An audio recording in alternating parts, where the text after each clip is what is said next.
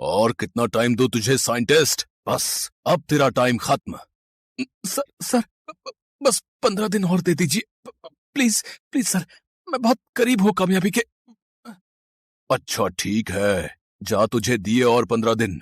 लेकिन अगर अब भी तूने वो कंपाउंड बनाकर मुझे नहीं दिया तो समझ लेना कि तेरी जिंदगी के ये आखिरी 15 दिन थे। जी सर, समझ गया, मैं कर लूंगा इस बार, पक्का पक्का। सुनो तुम लोग, ये साइंटिस्ट अब से इसी लैब में बंद रहेगा। ये सोएगा यहीं, खाएगा यहीं और यहीं पर काम करेगा। इस पर कड़ी नजर रखना, और अगर ये यहां से भागने की कोशिश करे तो जान से मार देना इसे। दुनिया में इसके जैसे और भी साइंटिस्ट हैं मेरा काम करने के लिए। ये जग्गा है। जग्गा एक ड्रग माफिया है जो अब तक विदेश से ड्रग मंगवाता था और उसे भारत में खपाता था। उसके निशाने पर रहते थे कॉलेज और स्कूल जाने वाले युवा। जग्गा जो ड्रग्स बाहर से मंगवाता था, उसे खरीदकर बेचने में उसके हिसाब से ज्यादा मुनाफा नहीं था, और ड्रग्स को लाने ले जाने में पकड़े जाने का रिस्क अलग था। इसलिए जग्गा अब अपना खुद का ड्रग्स बनाने की कोशिश में लगा हुआ था। उसने ड्रग्स बनाने के लिए कई साइंटिस्ट लगाए हुए थे और उनके हेड थे डॉक्टर कमल। वो केमिकल एक्सपर्ट थे, लेकिन जग्गा जिस तरह का ड्रग्स बनाना चाहता था, लाख कोशिशों के बाद भी डॉक्टर कमल वैसा ड्रग नहीं बना पा रहे थे। फिर एक दिन लैब में हाँ, मिल गया, आखिरकार मुझे मिल ही गया वो केमिकल। हाँ, यही तो है जिसे मैं इतने दिनों से ढूंढ रहा था। अब बस कुछ देर और फिर तैयार हो जाएगा इस दुनिया का सबसे नशीला ड्रग। डॉक्टर कमल को समझ आ गया था कि दुनिया के सबसे नशीले ड्रग को बनाने के लिए उन्हें क्या चाहिए। वो बहुत खुश थे, लेकिन इस ड्रग को बना लेने से ज्यादा खुशी उन्हें इस बात की थी कि अब उनकी जान को कोई खतरा नहीं था। जग्गा उनकी जान बख्श देगा, और तो और इस केमिकल के बदले वो उन्हें ढेर सारे पैसे भी देगा। लेकिन फिर अचानक नहीं, अब फिर से नहीं, अभी भी एक कंपाउंड मिसिंग है। ओह गॉड, अब क्या करूं मैं? सर ये देखिए, जरा इसे टेस्ट करके देखिए। लेकिन ये तो जहर है, वो भी सांप का। हाँ सर, और मेरी स्टडी कहती है कि ये काम करेगा। जो कंपाउंड हमें चाहिए वो इसमें मौजूद है सर, मेरा यकीन कीजिए। हाँ, बात तो तुम्हारी सही है, लाओ टेस्ट करके देखते हैं। बात बनी तो है, पर पूरी तरह से नहीं। लेकिन इतना तो पक्का है कि बात बनेगी तो सांप के जहर से ही। हमें जंगल जाना होगा। डॉक्टर कमल को आखिरकार पता चल गया था कि उसे अपना कंपाउंड पूरा करने के लिए वो केमिकल कहाँ से मिलेगा। वो जग्गा के आदमियों के साथ जंगल की तरफ बढ़ चला। वो सांपों की तलाश में था। तभी उसे एक सांप दिखाई दिया। जग्गा के लोगों ने उसे पकड़ लिया और डॉक्टर कमल ने अपने केमिकल में उस सांप के जहर की एक बूंद डाली, मगर उस सांप के जहर में वो केमिकल नहीं था। ऐसे करते करते डॉक्टर कमल और जग्गा के आदमी जंगल के कई सांपों को पकड़कर मारते गए, और जब ये बात सांपों की रानी माधवी को पता लगी तो वो गुस्से से भड़क उठी। वो तुरंत अपने सेनापति नागेश के साथ वहां पहुंच गई। रानी माधवी, हमें नाग रूप में ही उन हमलावरों से लड़ना होगा, क्योंकि अगर उन लोगों ने आपको इंसानी रूप में देख लिया तो अनर्थ हो जाएगा। माधवी और नागेश ने अपनी सेना के साथ जग्गा के आदमियों पर हमला कर दिया। इतने सारे सांपों को देखकर पहले तो डॉक्टर कमल बहुत खुश हुआ। उसे लगा कि वो सबको पकड़कर उनका जहर चेक करेगा, लेकिन कुछ ही देर में उसकी खुशी गायब हो गई। माधवी और उसकी सेना ने जग्गा के आदमियों को मारना शुरू कर दिया। हालांकि जग्गा के आदमी भी लगातार नागों पर गोलियां बरसा रहे थे। माधवी के बहुत नाग मारे गए और ये देखकर वो और भी ज्यादा भड़क गई। तभी घायल पड़े सेनापति नागेश ने उससे कहा, रानी माधवी, नहीं, अपना रूप मत बदलना। नहीं, ऐसा मत करना। इतना कहते ही नागेश भी मर गया। उसे गोली लगी थी। माधवी नागेश के पास बैठकर रोने लगी। तभी जग्गा के आदमियों ने उसे पकड़ लिया और डॉक्टर कमल के हवाले कर दिया। कमल ने उसका मुंह पकड़कर जैसे ही उसके जहर को केमिकल में डाला। कमाल हो गया, इतने सारे सांपों में सिर्फ इस नागिन का जहर मेरे काम का निकला। अब पूरा हो गया मेरा कंपाउंड। चलो यहां से, अब यही नागिन हमें अरबपति बनाएगी। डॉक्टर कमल माधवी को एक बॉक्स में बंद करके अपनी लैब में ले आया। उसने वहां एक बड़ा सा बक्सा बनाया हुआ था, जिसमें उसने माधवी को कैद कर दिया और उसके जहर से केमिकल बनाने लगा। माधवी ने उस बक्से को काटकर तोड़ने की बहुत कोशिश की, लेकिन नाग रूप में ऐसा कर पाना उसके लिए बहुत मुश्किल था, और वो जग्गा के आदमियों और डॉक्टर कमल के सामने इंसानी रूप में भी नहीं आ सकती थी। और फिर सच में ये तो चमत्कार है। ये रहा इस दुनिया का सबसे नशीला ड्रग्स। इस ड्रग्स के आगे दुनिया के सारे ड्रग्स अब चूरन लगेंगे।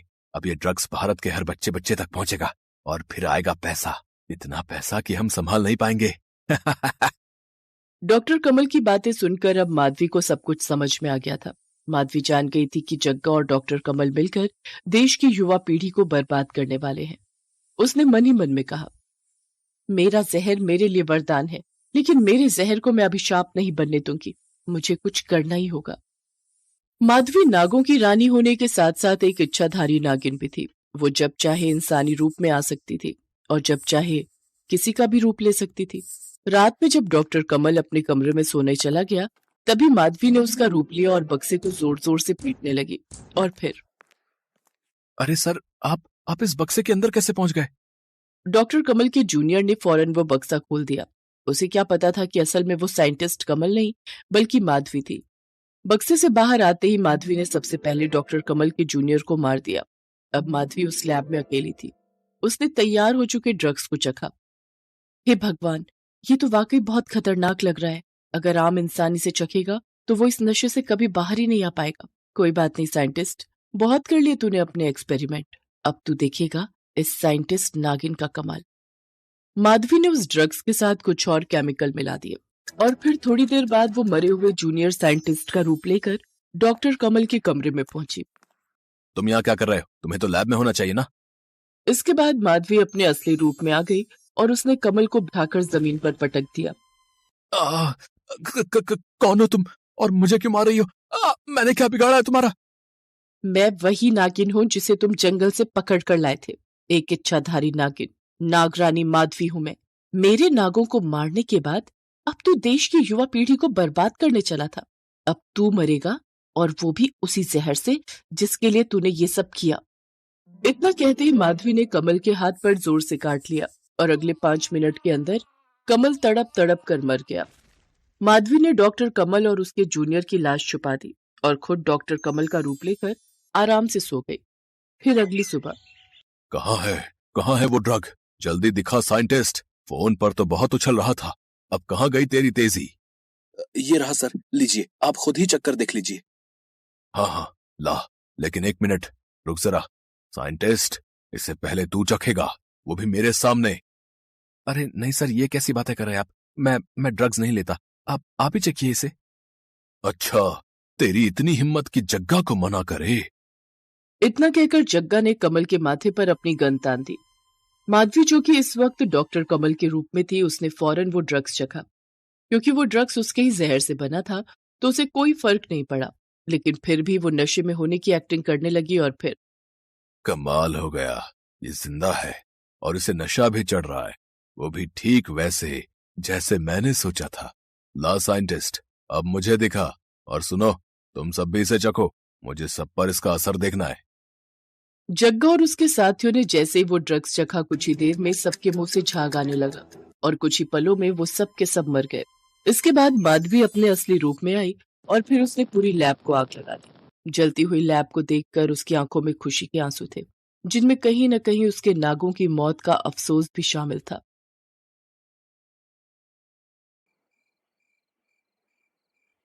मोहिनी दौड़ रही है, उसके पीछे 2 गुंडे दौड़ रहे हैं। रुक जा, अगर पकड़ लिया ना तो आज यहीं पर तुझे दफन कर दूंगा। रुक लड़की, रुक। लेकिन मोहिनी नहीं रुकी। जान बचाने के लिए वो दौड़ती रही। मुझे इन लोगों से पीछा छुड़वाना होगा, लेकिन क्या करूं? तभी मोहिनी शिवजी के मंदिर के पास चली आई और वो मंदिर के अंदर घुस गई। वो लड़की मंदिर के अंदर घुस गई है, चल उसे पकड़ते हैं। ये बोलकर वो दोनों भी मंदिर के अंदर घुस गए, लेकिन उन्हें मोहिनी नहीं दिखी। अरे, मंदिर के अंदर ही तो घुसी थी वो लड़की, कहाँ गई? तभी उन लोगों ने देखा कि शिवलिंग के ऊपर अपना फन फैलाकर एक बड़ी सी नागिन बैठी हुई है। वो नागिन बड़े गुस्से में उन दोनों की ओर देख रही है। अरे बाप रे, ये क्या? चल भाई चल, भाग यहाँ से।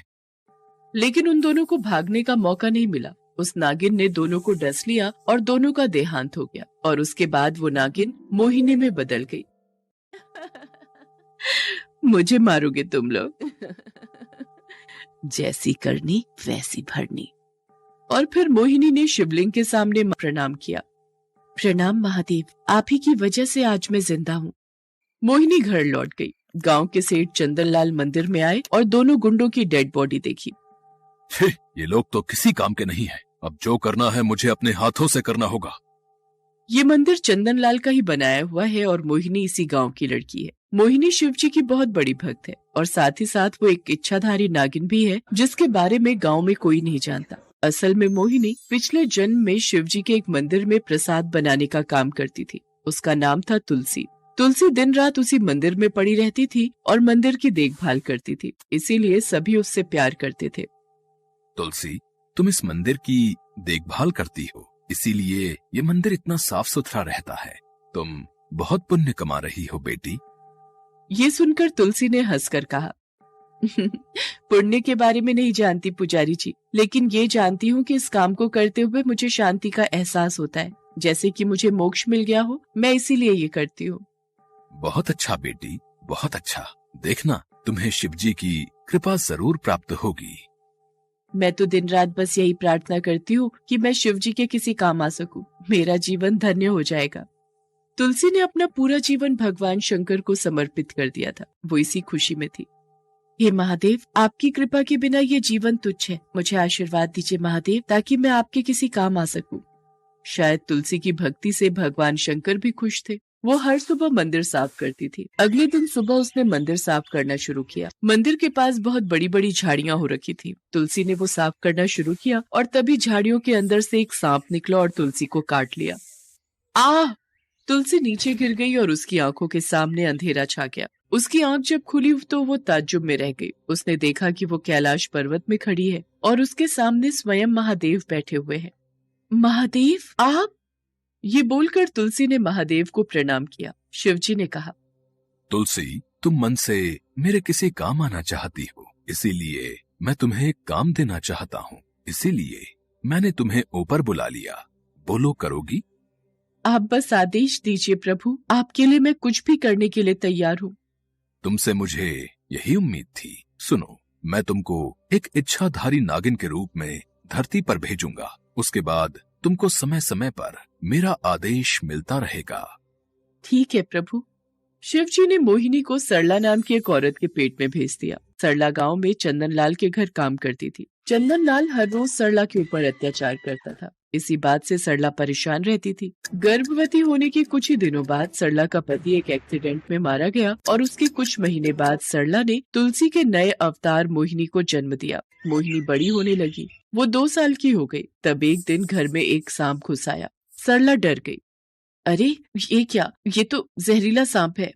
डरो मत माँ, मैं इसे बाहर छोड़कर आती हूँ। ये बोलकर मोहिनी ने उस सांप को अपने हाथ में उठा लिया। ये देखकर सरला हैरान हो गई। मोहिनी उस सांप को बाहर ले गई। उस सांप ने कहा, महादेव ने आपके लिए संदेश भेजा है। बताओ क्या संदेश है?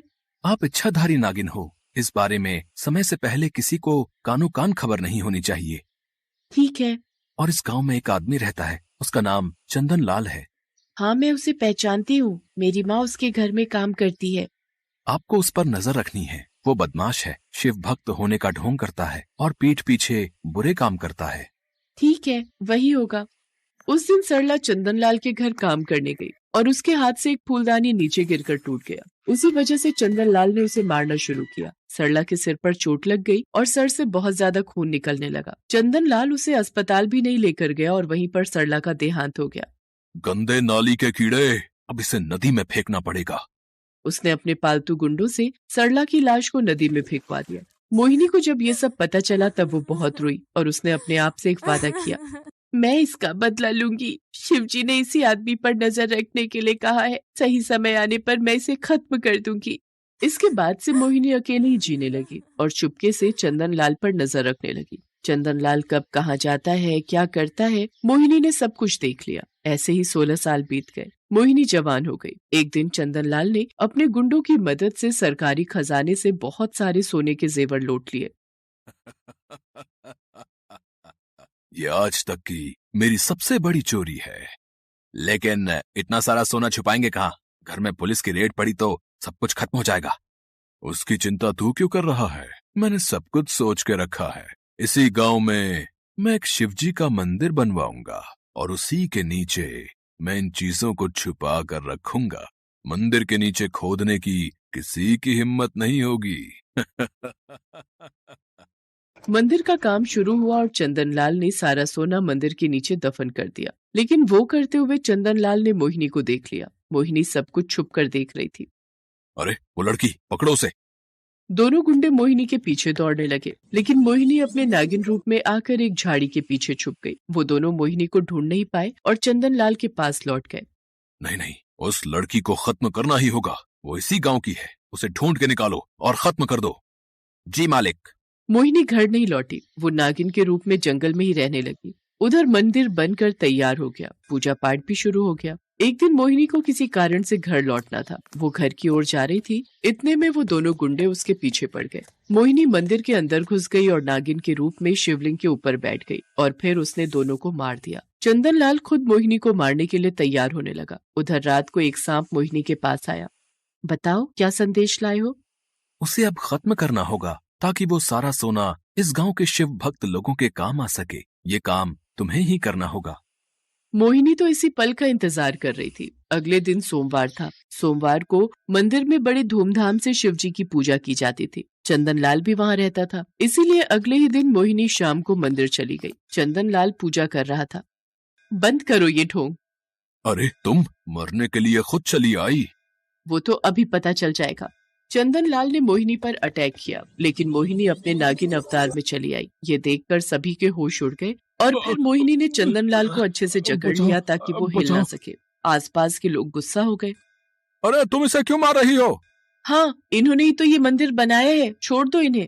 नहीं छोड़ूंगी, ये आदमी हैवान है, हैवान। सुनो तुम लोग। मोहिनी ने सभी को सब कुछ बता दिया। मंदिर के नीचे खोदा गया और वहां से सोना निकाला गया। चंदनलाल ने कहा, मुझे माफ कर दो, मुझे माफ कर दो।